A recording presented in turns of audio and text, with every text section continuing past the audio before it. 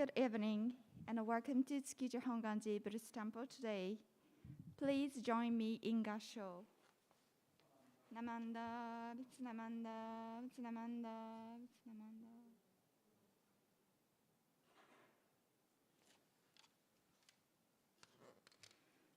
Thank you for coming to the Saturday English service.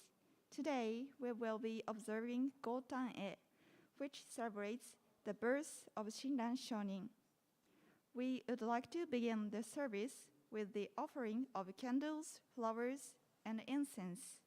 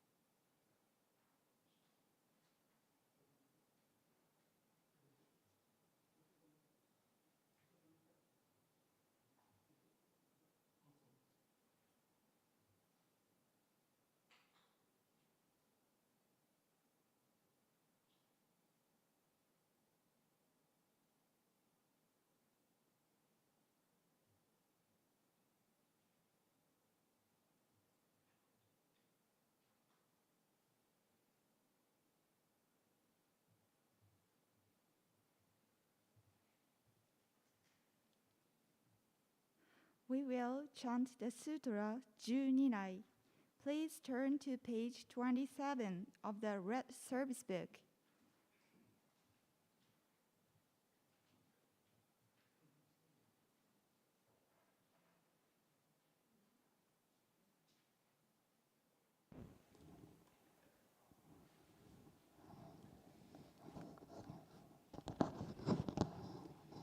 Namanda, Namanda, Namanda, Namanda, Namanda, Namanda, Namanda.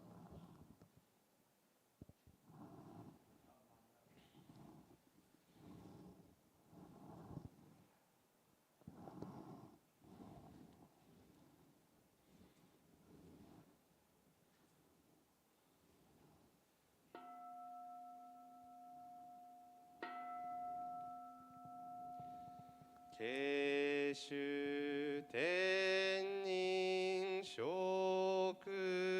料阿弥陀千両俗尊在非未明安楽国無量武士衆ね金色心情如線のシャマタ両如造部両目上脈小蓮華大が将来みだそ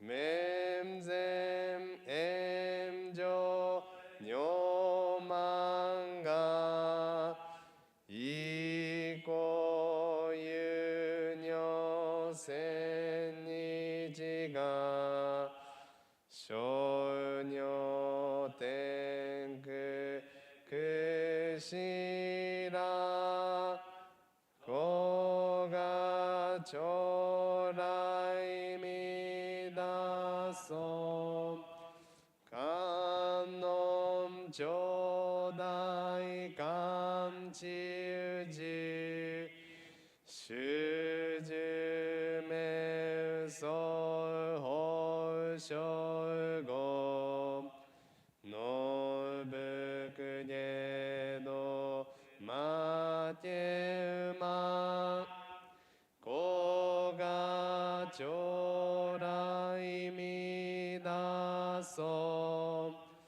う無びむく交渉上習得手受け女国小佐利役徳自在法が将来みだそう実法妙門菩薩子無量小魔上三段一生修上願力自子が将来みだそう根体法権知性権前後症状名大座お膝上尿腺の子が将来みだそう実法将来勝負し権限人図思案ら戦後尊厳上苦行子が将来みだそう小無常無我と薬尿水合伝よろ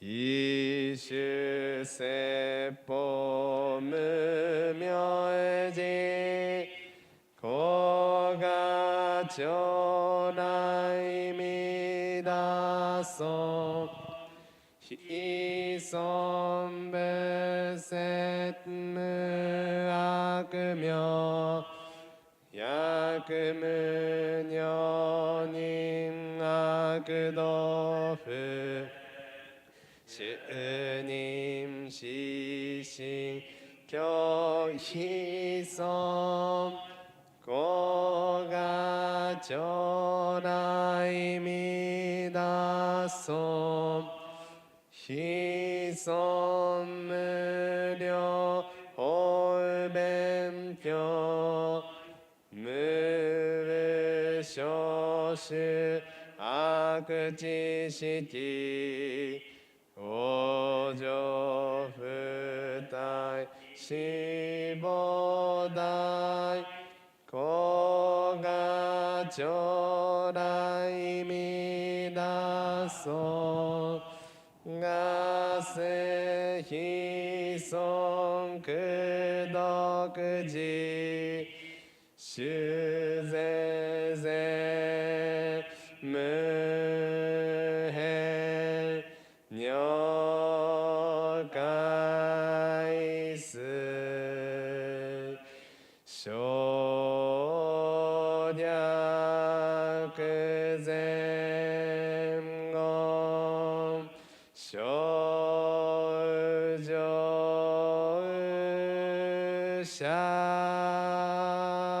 衛生主上小非公ナマンダブ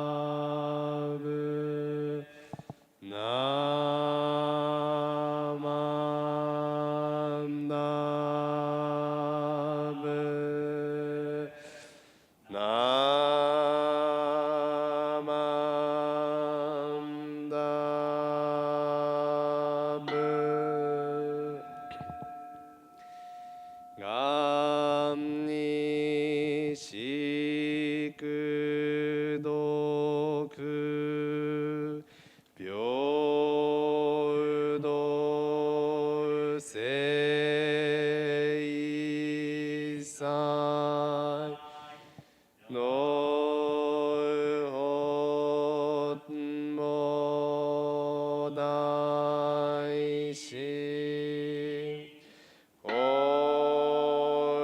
生安楽公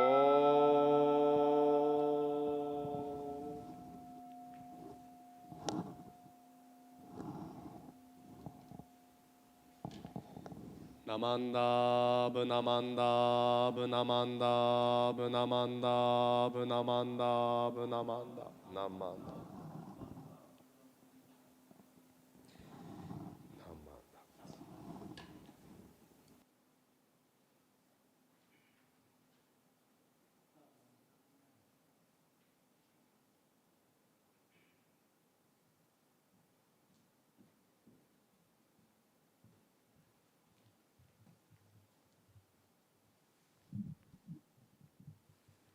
We will now sing the Gatha Shinshu anthem, found on page 5 in the blue service book. Congregation, please rise.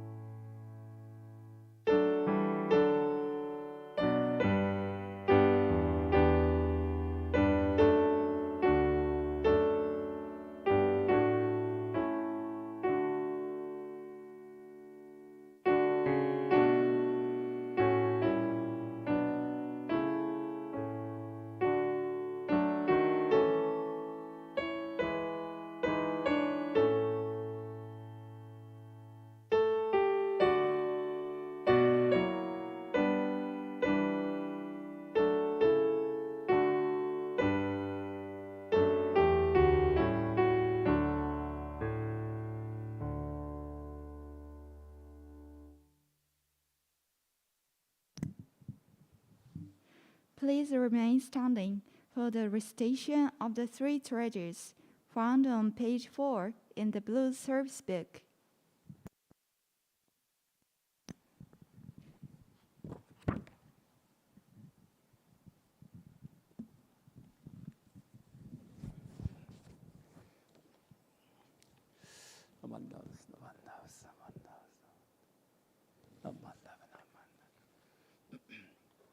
The three treasures Difficult is it to receive a human form? Now we are living it. Difficult is it to hear the Dharma of the Buddha? Now we hear it. If we do not cross over to the truth in the present life, in what life shall we cross over? Let us, with sincerity and true reverence, take refuge in the three treasures of the truth. I take refuge in the Buddha. May we, together with all sentient beings, awaken to the great way of enlightenment and to the unsurpassed intent of Amida Buddha. I take refuge in the Dharma. May we, together with all sentient beings, enter the storehouse of the Dharma, becoming like the wisdom ocean. I take refuge in the Sangha. May we, together with all sentient beings, become units in true accord, in harmony with all things. The peerless, profound, and wondrous Dharma is rare to encounter, even in many hundreds and thousands of kalpas. Now we are privileged to hear and receive it. Let us understand the true meaning of Tathagata's teaching. Namo Amida Butsu. Namo Amida Butsu. Namo Amida Butsu. Namo Amida Butsu. Namo Amida Butsu. Namo Amida Butsu. Namo Amida Butsu. Namo Amida Butsu.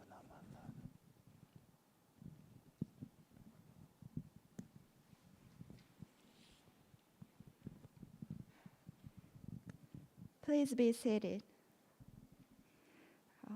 Please wait a moment until we get ready for the Dharma talk.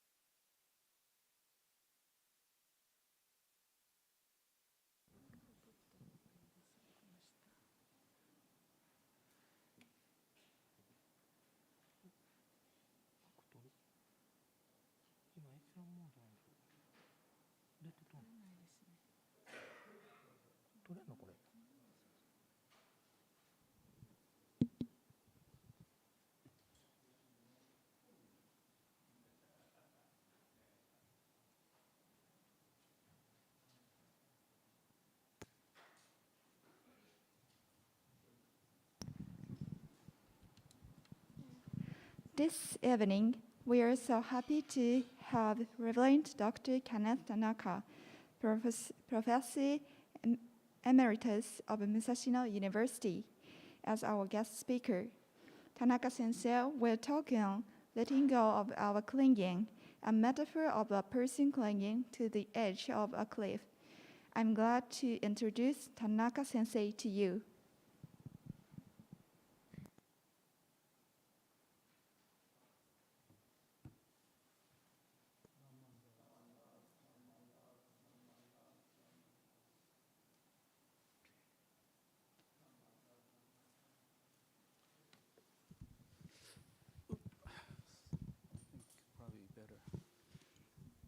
Okay, good evening to you. I'm going to take off my mask for the first time in 3 years when speaking. So I think it's kind of a symbol of the improvement that we can expect from the pandemic. Okay. Anyway, yeah, well, okay, it's a bit better. Yeah, if I sat down, it's too low, and it's a little. Okay. For how many of you this is your first Buddhist service? Oh, okay, we have quite a bit.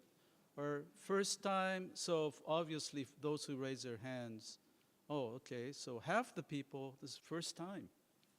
And then how about first Shin Buddhist service? Shin Buddhist service. Okay, I have a better sense. And anyway, I have my contact, and if you have any questions about what I talked about today, you're more than welcome to contact me by email. I also offer classes on Shin Buddhism in English with audience from Brazil to Canada to Japan, which the second year will start in September. So if you're really interested, please let me know, and we'll sign you up, and it's free of charge. And but if you wish to donate, we like for you to donate to the religious organization or even any charity, any religion, to express your gratitude for what you may learn from the class. Anyway, so no, I'm gonna stand. I think it's easier. Yeah. Oh. Okay, well, okay. All right. The title is Letting Go of Our Clinging, a metaphor of a person clinging to the edge of a cliff. And it's a metaphor that I use quite often, and some of you who have listened to my talk probably heard me.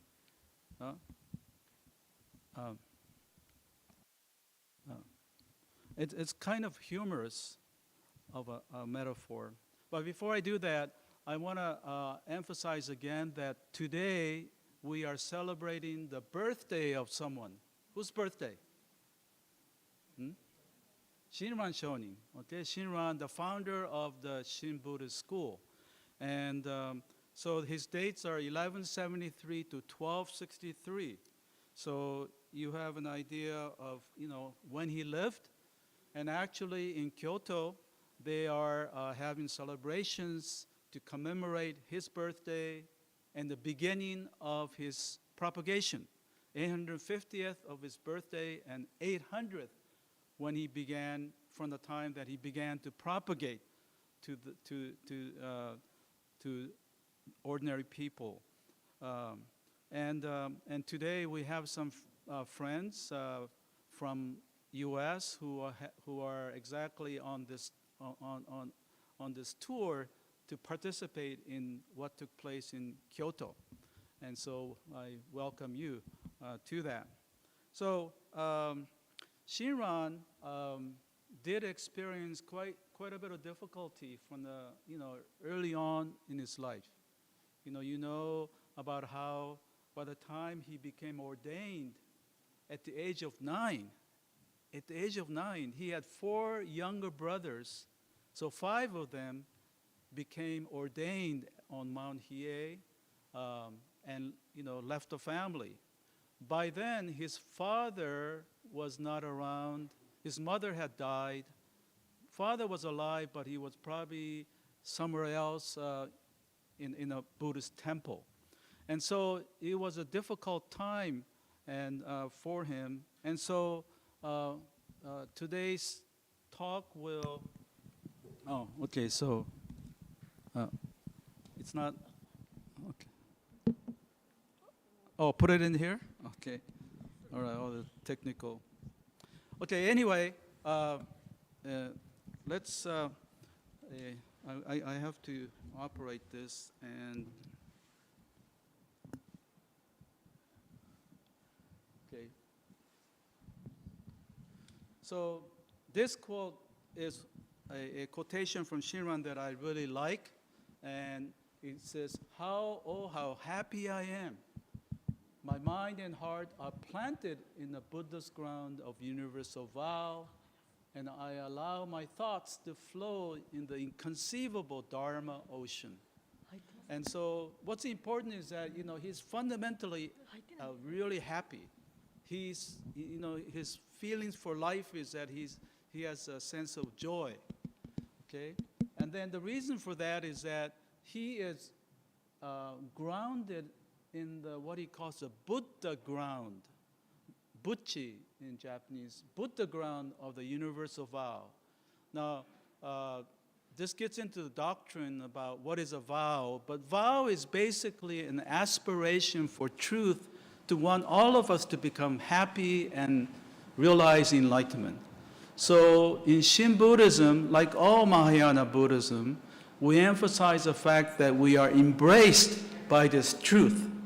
Sometimes it's called oneness, suchness, and then most often as Amida Buddha, like a special Buddha, a particular Buddha.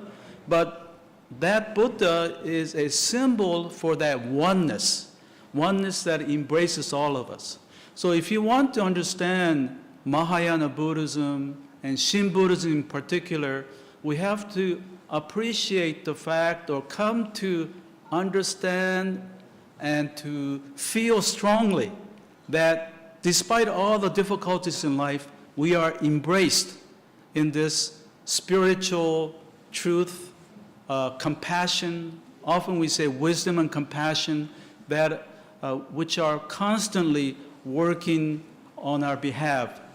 The problem is that we don't recognize it often enough, or even at all. So when you awaken to that even a little bit, you realize that you are fundamentally okay. Eventually, all of us will pass on. In 50 years, most of us will not be here. And so it's inevitable. It's obvious. Death is inevitable. But there is a greater reality to which we are part now, to which we will become part of, and we will be okay. And that goes to the heart of Buddhism. But it's easier to kind of understand it, but more difficult to really feel it down deep. And that's the aim of my talk today, try to get you to really feel it, because the idea is rather simple. Okay, so anyway, with Shinran here, he's grounded in this oneness. He realizes he's okay. He's fundamentally okay. In Shin Buddhism, I talk about clinging. Less clinging lead to more happiness. But the reality is that we will be clinging. We are always clinging. We have our passion. We have greed and hatred and ignorance, which are part of us. But the thing is to realize that we cannot overcome totally, but to awaken to it, to know about it.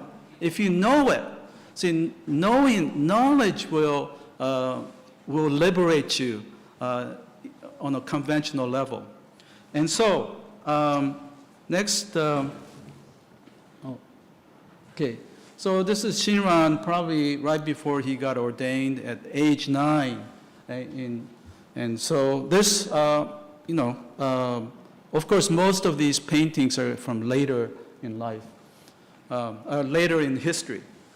This is the cliffhanger metaphor that I really love. I heard this from a minister friend of mine, a teacher when I was younger, and I've always thought of this as essence, pointing to the essence of Buddhism. So here is this guy hanging on the edge of a cliff, and he feels that it's 100 yards down. Okay, the cliff is 100 yards down. So if you were in that situation, you would be, desperate, right? You will cling on, hard as you can. And he's running out of strength, and and he doesn't know what to do, and all of a sudden, the Buddha appears. And he goes, "Oh, Buddha, great." He felt, "Oh, now I'll be okay. And save me, save me." And then the Buddha says, "I will. Let go." So this is somewhat humorous, right? Well, it's not humorous for the guy. He says, "It's 100 yards down, and you're telling me to let go?" Okay? So what's the punchline here? Well, the Buddha knows, as on the right side, that it's not 100 yards down. It's only 1 yard down to the ground. So let go and you're fine. You're okay. So this is really great. I really think, I've studied Buddhism all my life, from the age 13 on, and this goes to the heart of it. And so we find ourselves on the left-hand side. Often we find ourselves. But Buddha says, "Hey, no big deal. Let go. You'll be fine. There is a ground that will support you." So with regard to, more conventional difficulties, and some of the things that I won't be able to talk about all of them, but recently I'm an avid fan of Otani Shohei, like half the people in Japan, and a lot of people all over the world. I have a friend who just had a baby boy, and they named him Shohei. And I think if I had a kid, now I probably might do the same.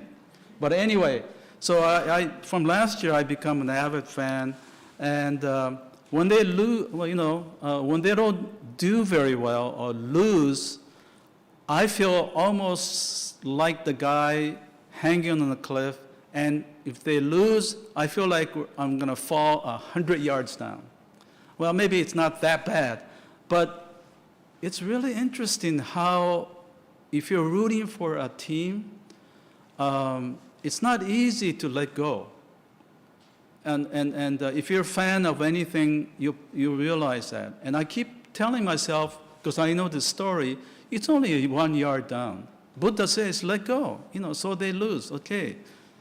But it's not often that easy. But having said that, this really helps in the ordinary difficulties like, being a fan of a baseball team, or like my son who was in an accident in California.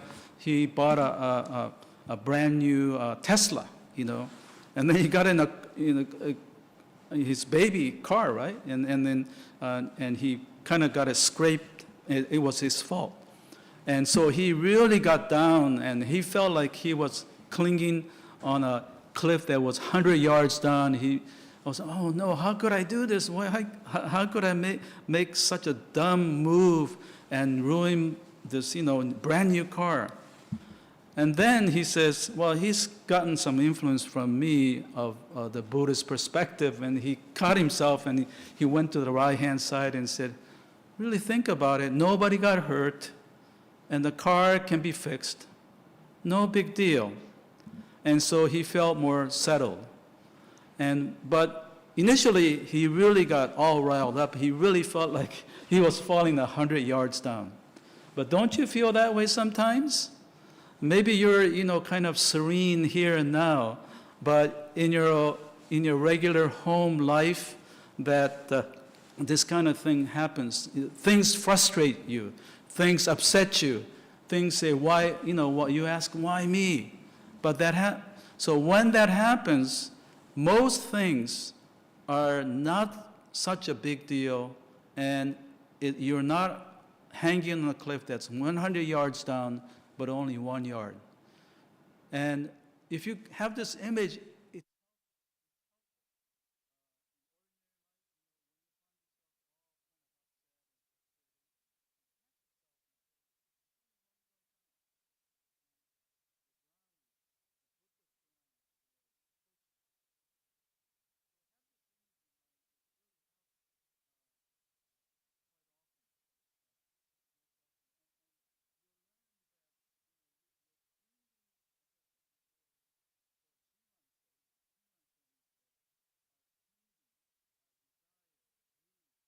is, strong, so strong that it will continue till the end of our lives. So this is what makes Shin Buddhism a little bit different from some of the other schools of Buddhism, because other schools of Buddhism, it's for monks and nuns. So that's why they talk about getting rid of greed, anger, and stupidity, gas. You know about that, new people? You don't? Okay. The obstacle to enlightenment is gas, greed, aversion or anger, and S, stupidity, gas. So the aim of Buddhism is to get rid of gas, but just don't do it now. Okay? I'm not getting much feedback from, it's okay. Okay. On a scale of 10, okay, that was, 3 or 4. Anyway, so I have other things like my computer problem. I won't go into it. It's basically the same. My computer stopped one time, and I called Microsoft, and the guy was not very helpful and talked down to me, and that kind of triggered me, and I started really being very harsh. And I had to catch myself, and I said, remember that image? I'm only, 1 yard above, not 100 yards. But again, I'm going to emphasize this. Maybe you're all enlightened. I don't know. But even for me, who've been studying Buddhism and wear the robe, I see myself always see my gas coming up all the time. But it's good to realize it. If you can recognize it, if you can catch it, and that's why meditation is good in a sense that you can catch these negative feelings, greed, anger, hatred coming up. You'll be able to catch it quicker, and then so that you won't react negatively. So I think if you ask my wife, I've improved since when I was maybe 30, when I was, because I'm able to catch, certain these negative feelings because of my cultivation. So, okay, I'm sorry, I did. Okay, now, I was supposed to put on my timer. Reverend Yamamoto said, make it short today. But I said, Shinran's not memorial, the birthday, so we should make it longer. But he said, no. So I don't know what his logic is. But anyway, I have 40 minutes, and I'll try not to go too much over, but I want to make a point, okay?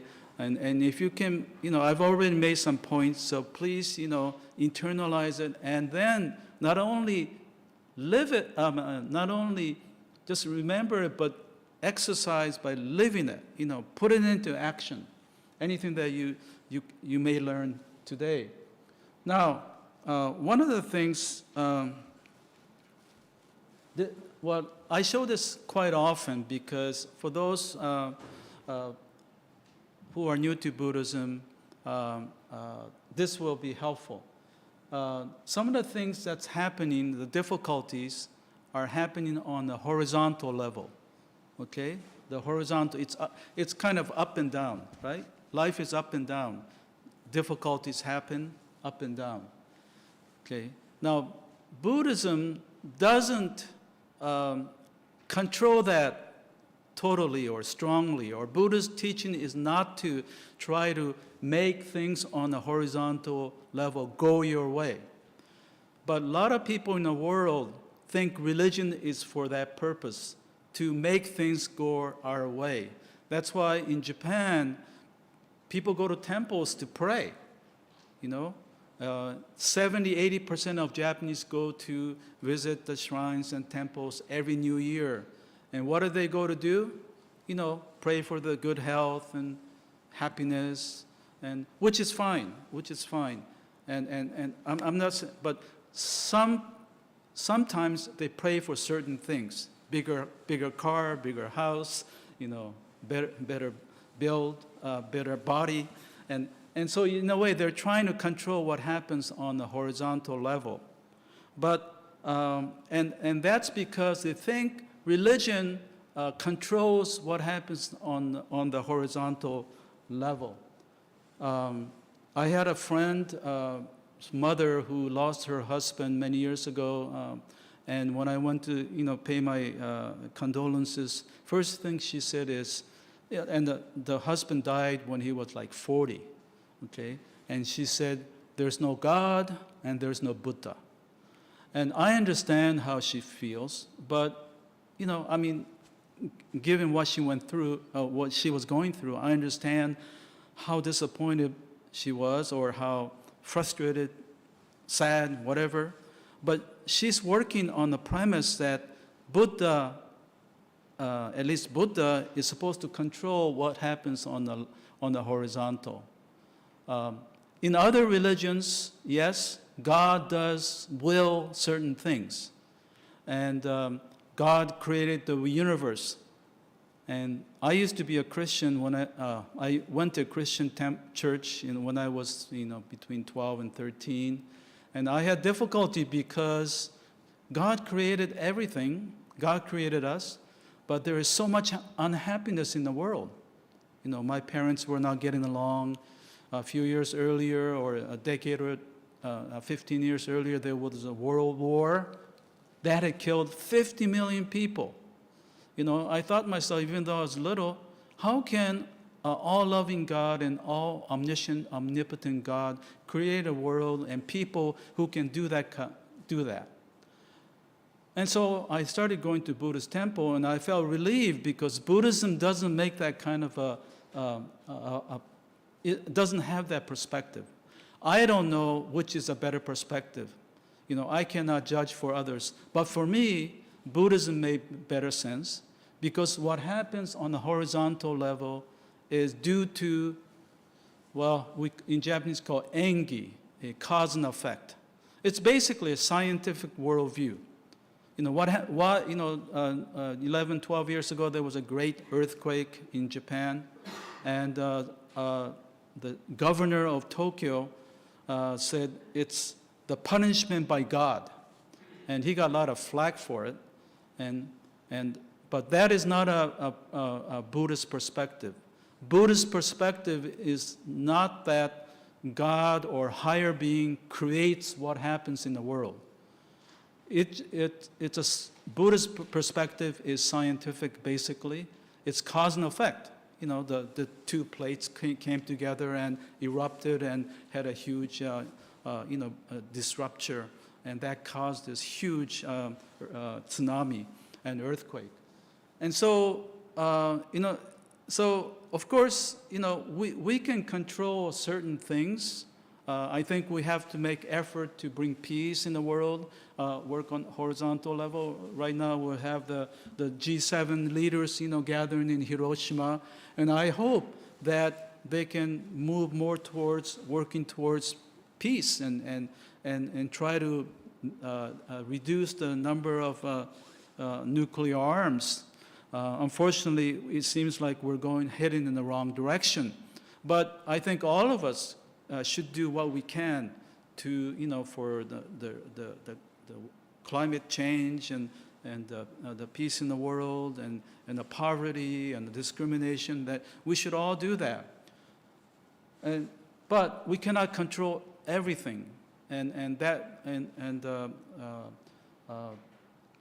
especially in Buddhism actually deals more with what I call existential suffering or difficulties like old age, sickness, and death.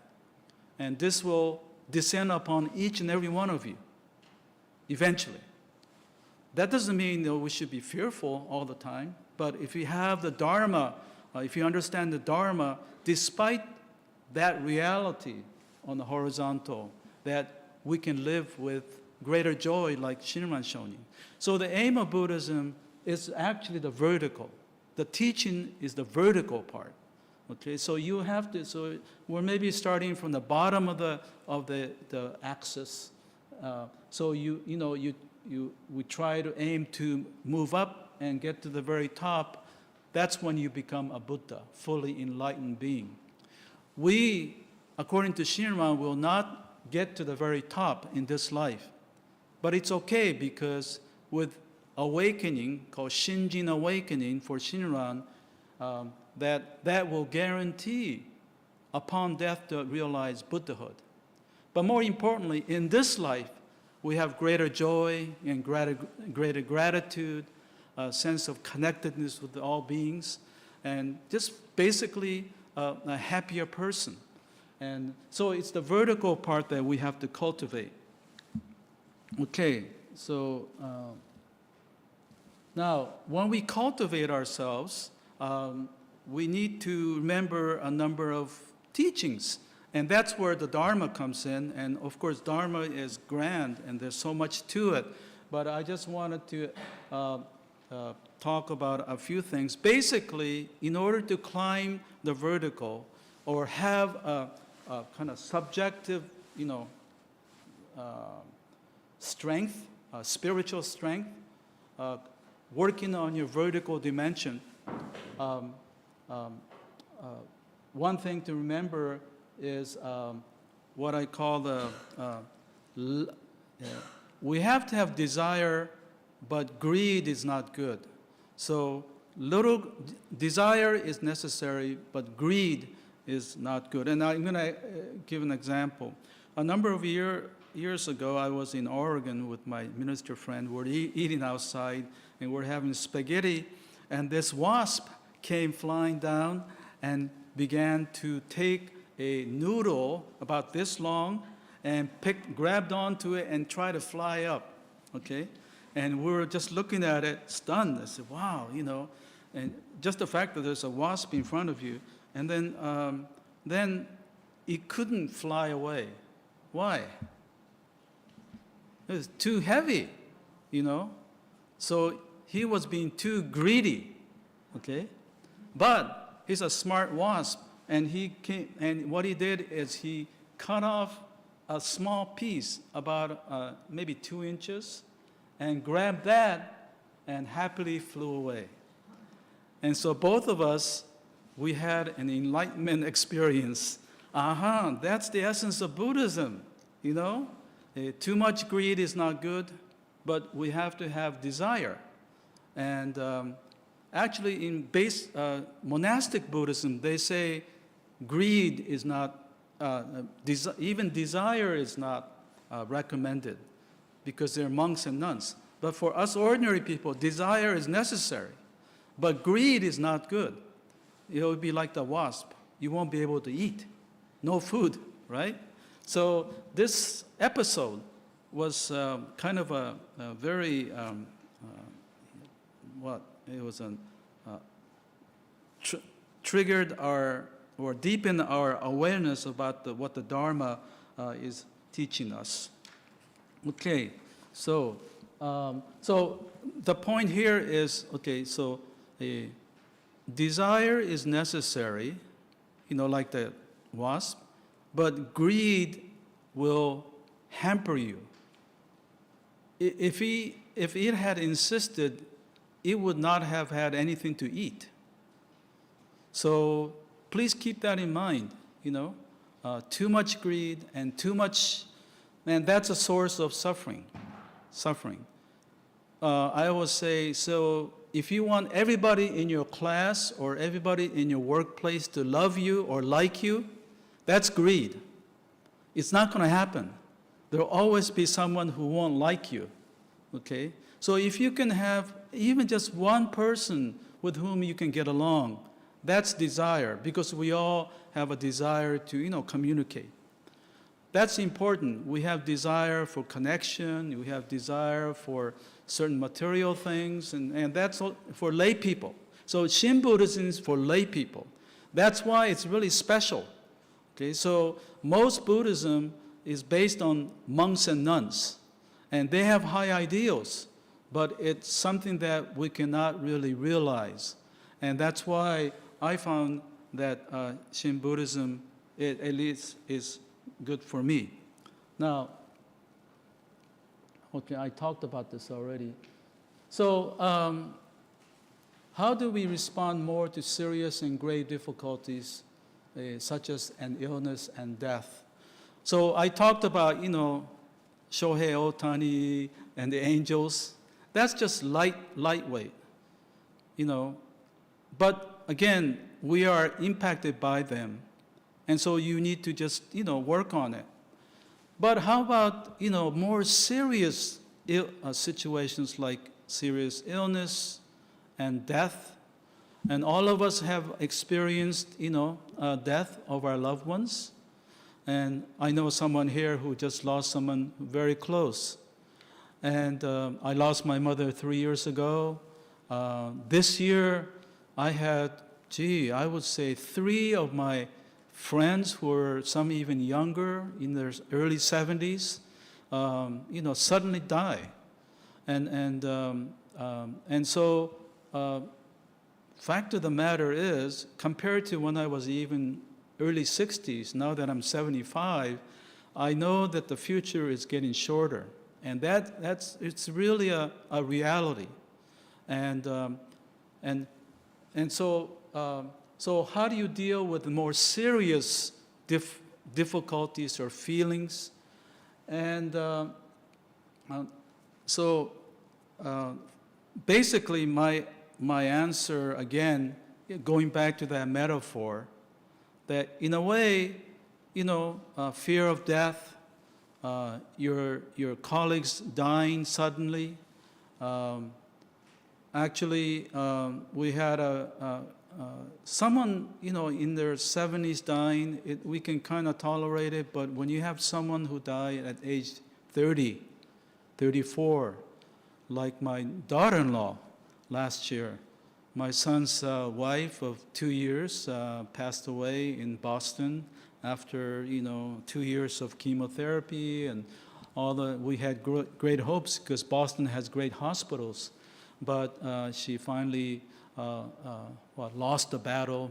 Actually, I really respected her because even though she's so young, she was amazing the way she dealt with her situation. Till the very end, she traveled to Iceland, to Europe, and then finally she was in the West Indies,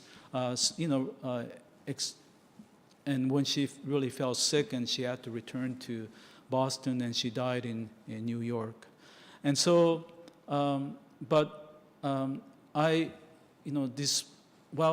she dealt with it much better than I would have been able to do at that age.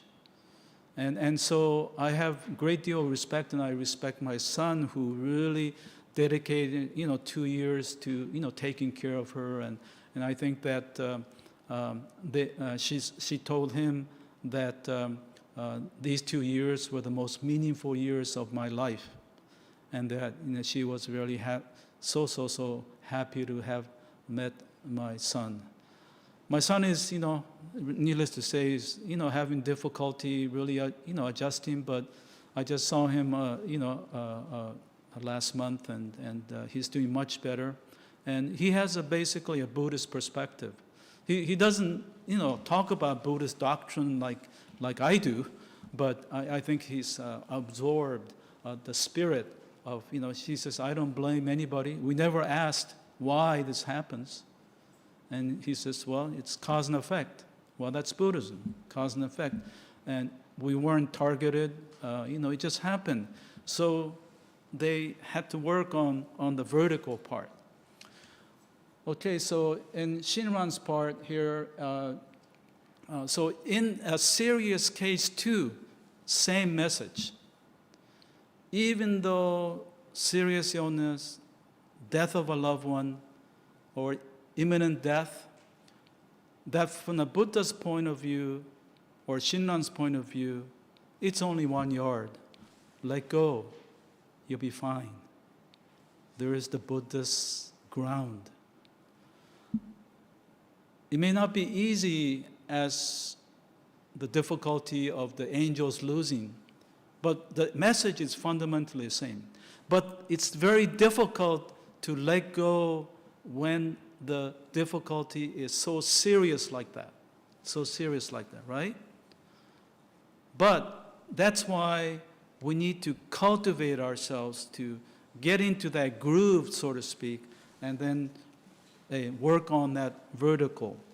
And Shinran says, the ground, he uses words like the vow, amida, and all that, and he uses the word, the light of purity is without compare. When a person encounters this light, all bonds of karma fall away.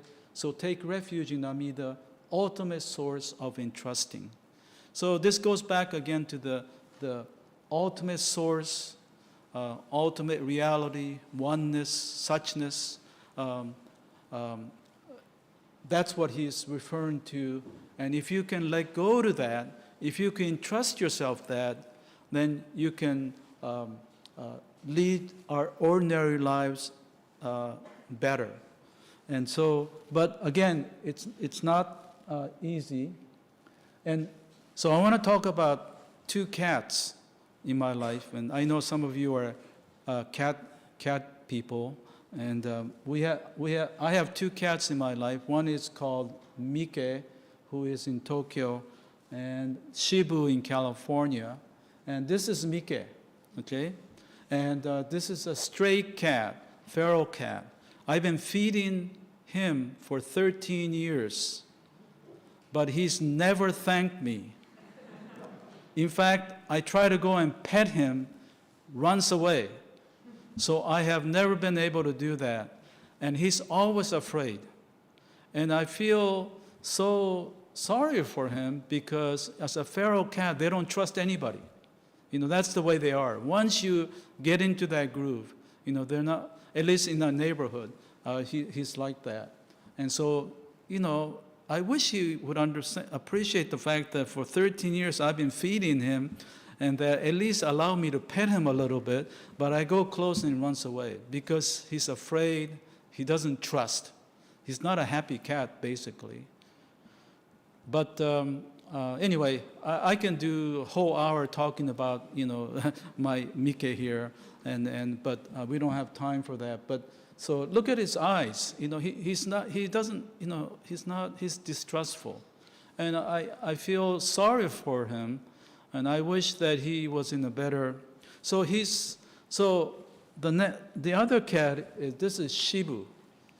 Actually, these are names, this is my son's cat, son's family cat, so I think grandchildren's family cat. And this is the house in California where we spend our time. And this cat is so trusting, you know, just totally, I mean, he's sleeping, you know, 20 hours a day. It's amazing. And just sleeps on our bed and all the time. And he's basically very trusting. So I thought to myself, we should be like Shibu and not like Mike. And we have a choice. Shibu didn't have Mike didn't have a choice, but we have a choice to be trusting. And we got to work on that too. We have to work on that. And by the way, Shibu comes from Shibuya, because my son, when he was living here in high school, he used to love going to Shibuya, and so going to Shibu. He had another cat named Kich from Kichijoji, you know. And then Mike, I don't know where he got that. I don't know if he named it, but our kids named him Mike. But anyway, so the loving, trusting face of Shibu, and here he is, you know, curled up and sleeping all the time. And I thought, oh, I should be like that. I should be like, you know, we should all be like him. But it's not easy because, you know, we're not really predisposed easily. But again, the vertical line that we need to cultivate. In Jodo Shinshu, we often talk about other power, and self-power is not good, okay?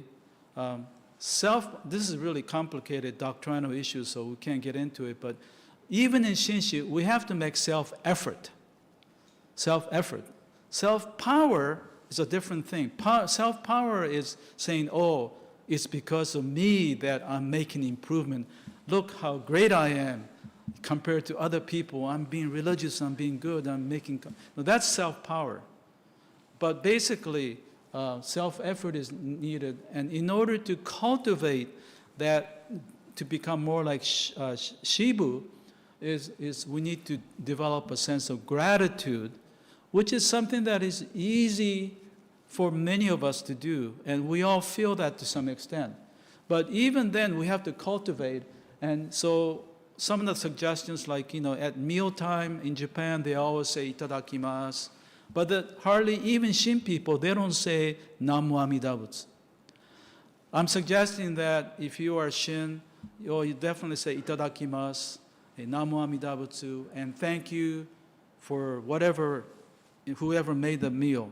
Or you can do a short meditation, looking at the food, and looking at the food, and take one of the food, and kind of imagine very quickly the original source. If it's a carrot, you can imagine the field from which the carrot came and how it got shipped over. Or if you take a meat and you imagine a living, a hog, a pig, was a living being, and here it is offered to you as meat. Recently in Japan, young people love meat, even young girls. Things have really changed. Our age, a meat was not so desirable, but I get little irritated because no one talks about the creature whose lives were, dedicated. And they always talk about, ooh, oishii ne, oh, how tasteful, I think we need to, if you are walking the Dharma path, we have to, have a sense of gratitude. And so and also gratitude for things that we take for granted, like your slippers and your shoes. How many of you have ever put your hands together and say, Namu Amida Butsu, or thank you, shoes, thank you, because they're always stepped on, right? They're always stepped on, but we take for granted. And the other thing is that we say thank you, itadakimasu, when we eat, but how about when it comes out? You should practice what I call toilet gassho. At least once a week, when it comes, and say, oh, thank you. Safely, I was nourished by the food, and it went through my body, and then it came out. And so a sense of gratitude. So these are little things that we can do, meditation, putting your hands in front of your, Buddhist altar. These are all good. These are all necessary. And they will cultivate yourself so that you become more attuned to the oneness that I talked about. That oneness is just a concept, but we have to feel it more tangibly, in the food that we eat, the love of our family, the friendship of our friends, and the institutions that provide all this wonderful, nourishes us spiritually. So Amida is wisdom and compassion.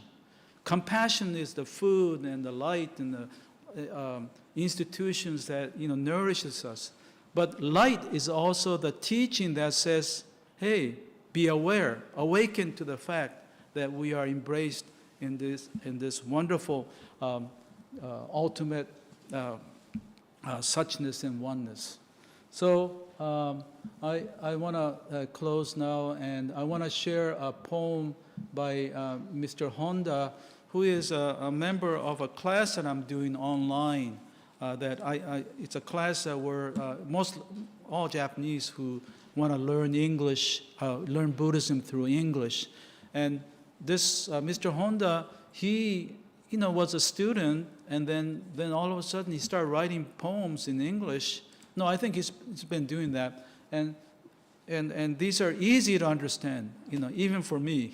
I mean, sometimes poems are very subjective and it's hard to appreciate. So I want you to, in closing, I want you to read the English part together, and it's very simple message, but difficult to. So, okay, he names it thanks, okay? Okay, 1, 2, 3.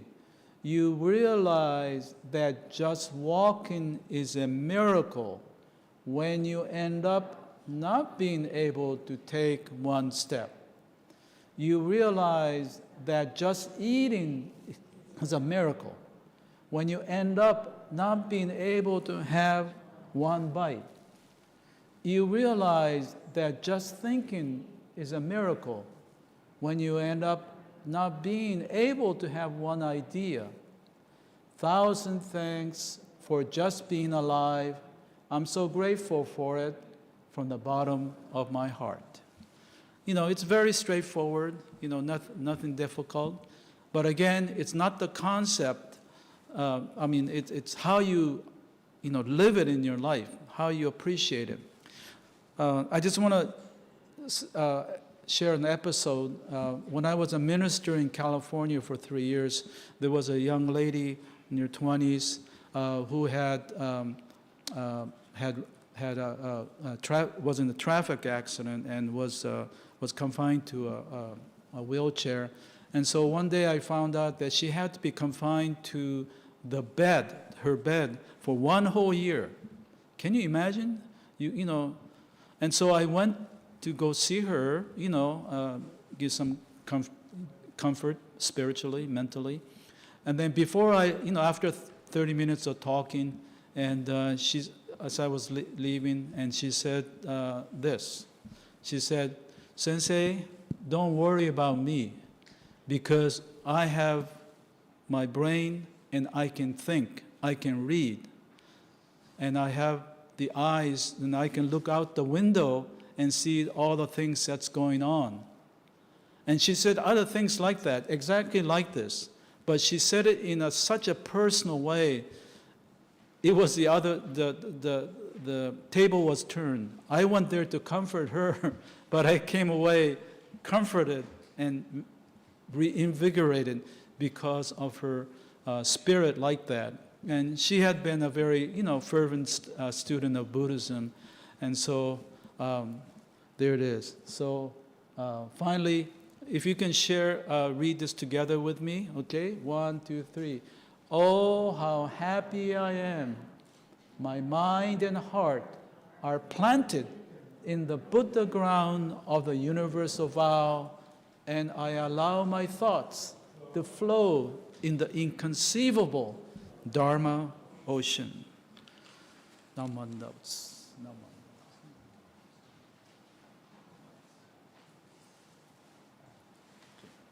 Oh, I didn't use the bulletin board at all. Maybe represents the truth of Mahayana Buddhism, emptiness. That was another joke. Actually, I love jokes. And by the way, I forgot to mention that please pick up your Buddhist badge. It's right there. And they have, fun things like, wake up. Another one like it's live in the moment. But don't be too greedy, just one, okay? Just so you can, next time you come and if I'm here, I'll have that and you can pick up the next one. So they're all kind of, it's produced by the BDK, the Bukkyo Dendo Chokai in the US. And it's a really nice set of badges, and they have a whole slew of them. One is a very Shinshu, it's called a wise, outwardly wise, inwardly full. And if you can really appreciate that, Shinran's, that's what Shinran says. Shinran says, I am really foolish inside, but I try to act wise, to look good in front of people. But internally, I'm really foolish and full of gas. And so he knows that, and that makes him more humble because of that.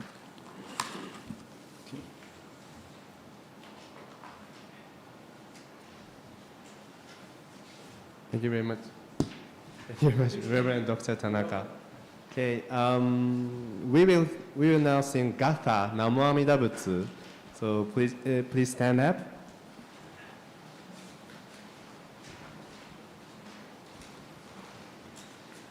Please open page 6 on the blue service book. Page 6.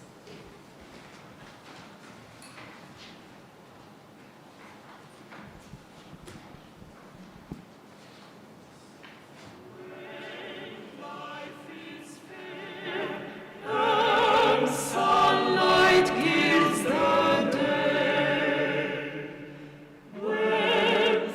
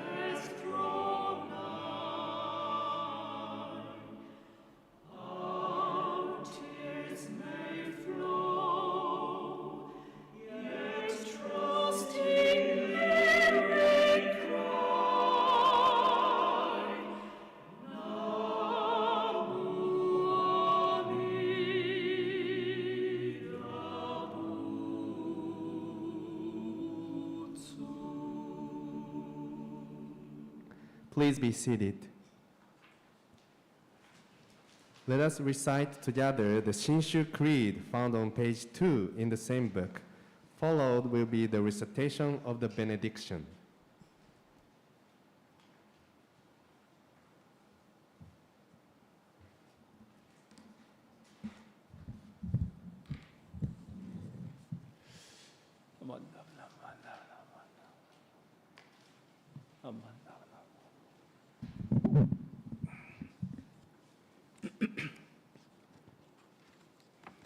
If you will follow along, page 2, the Shinshu Creed. We single-heartedly take refuge upon Tathagata Amitabha for the enlightenment in the life to come, abstaining from all sundry practices and teachings and giving up the trust in our powerless self. We believe that the assurance of our rebirth comes at the very moment we are led to entrust upon the Buddha, and we call the name Namo Amida Butsu, in happiness and thankfulness for the Buddha's great compassion. We also acknowledge gratefully the benign benevolence of our founder and the succeeding masters who have led us to believe in this profound teaching, and we do now endeavor to follow throughout our lives the way laid down for us. Amida Buddha surrounds all men and all forms of life with infinite life and light.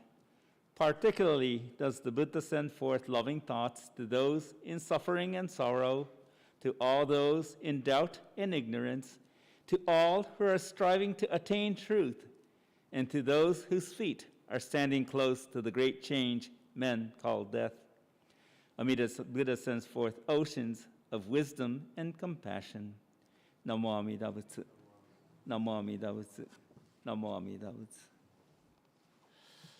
Namandavs, namandavs, namandavs, namandavs, namandavs.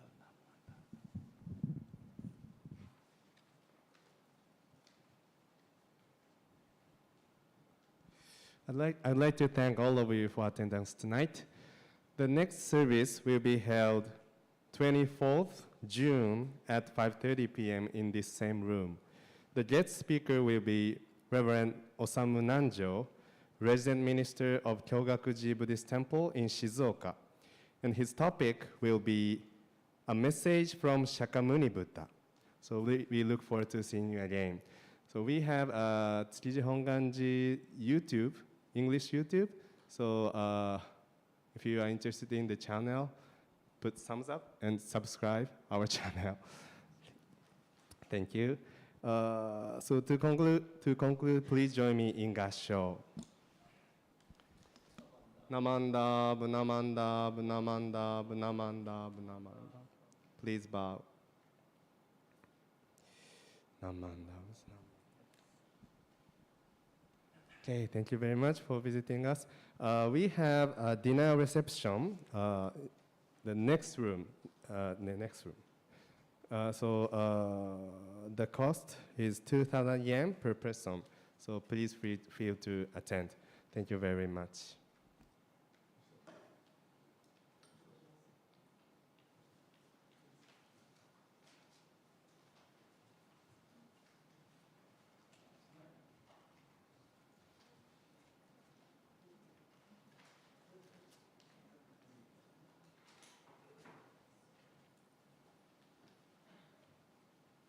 Thank you very much for attending this evening. Like Tanaka-sensei was saying, tomorrow is Shinran Shoni's birthday, and it is his 850th birthday. At the main Mother Temple, we have been having a series of services for the last 100 days. And it culminates tomorrow, and you are here at the Tsukiji Hongwanji, well, actually in celebration for the 850th birthday. And as Tanaka-sensei was saying, his Jodo Shinshu propagations began when he was 50. So next year will